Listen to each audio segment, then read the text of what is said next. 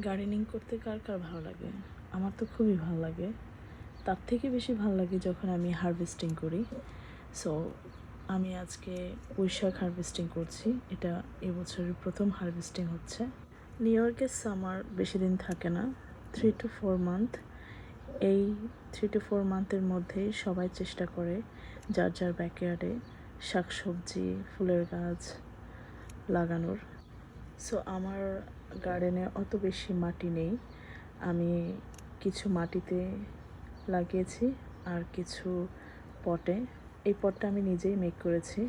আমি যখন পুঁইশাকের বীজগুলো দিয়েছি তখন আমার মনে হয়েছে যে হবে না, বাট মাশাল্লাহ মাশাল্লাহ অনেক সুন্দর করে উঠেছে গাছগুলো অ্যান্ড খুব সুন্দর কালার আসছে।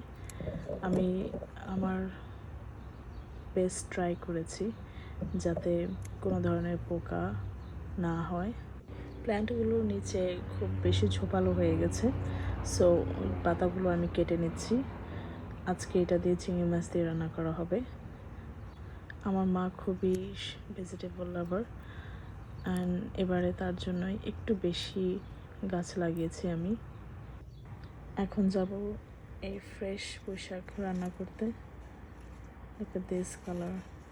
আপনাদের কার কার ভালো লাগে পুঁইশাক অবশ্যই কমেন্টস বক্সে জানাবেন।